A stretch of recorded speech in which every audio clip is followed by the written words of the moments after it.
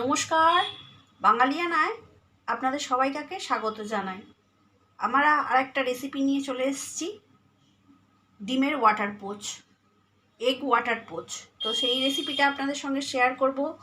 ভিডিওটা শেষ পর্যন্ত সবাই পাশে থাকবেন এবং অবশ্যই কমেন্টস করে জানাবেন ভিডিওটা কেমন লাগলো এবং অবশ্যই একবার ট্রাই করে দেখবেন যে রেসিপিটা কেমন হলো। অবশ্যই কমেন্টস করে জানাবেন।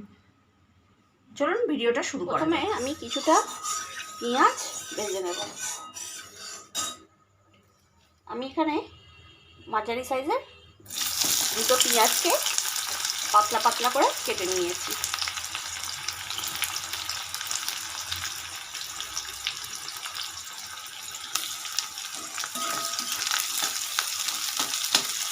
পেঁয়াজটাকে ভালো করে ভেজে নেব।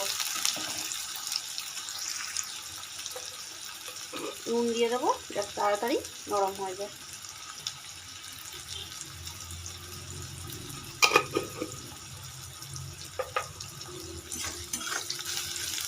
প্রায় ভাজা হয়ে এসেছে। এর মধ্যে আমি এবার দিয়ে দেব রেগুলারের মশলা, একটু হলুদ গুঁড়ো,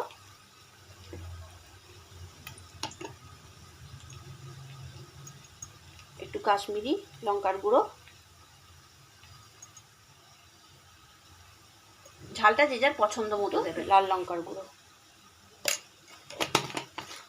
দিয়ে ভালো করে নাড়িয়ে নেব।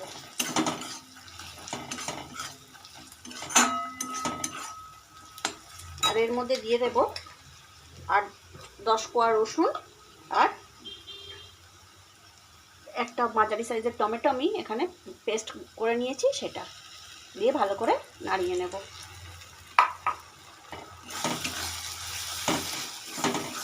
আপনারা টমেটোর জায়গায় টমেটো কেচাপও দিতে পারেন। ভালো করে কষিয়ে নেব।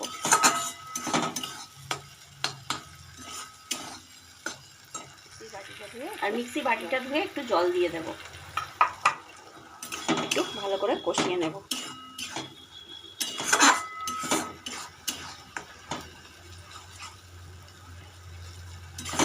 টমেটো কুচিয়েও দিতে পারেন, আমি এখানে একটু পেস্ট করে নিয়ে দিলাম।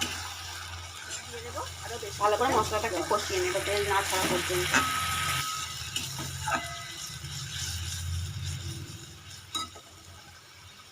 যেরকম গ্রেভিটা রাখবেন সেই মতো জলটা দিতে হবে। আমি এখানে হাফ কাপের একটু বেশি জল দিচ্ছি, যেহেতু ওয়াটার পোচ তো একটু জল জল থাকবে। গ্রেভিটা ফুটতে দেবে। এবারেই সেই বিশেষ মুহূর্ত। এবারে গ্যাসটা কমিয়ে দিয়ে দেব একটা ডিম।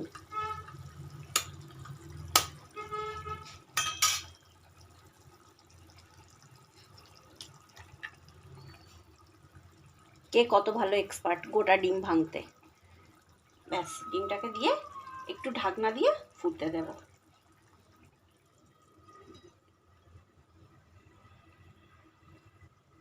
পাঁচ মিনিট পরে এটা ঢাকনা খুলে একটু হালকা হাতে নাড়িয়ে দেব।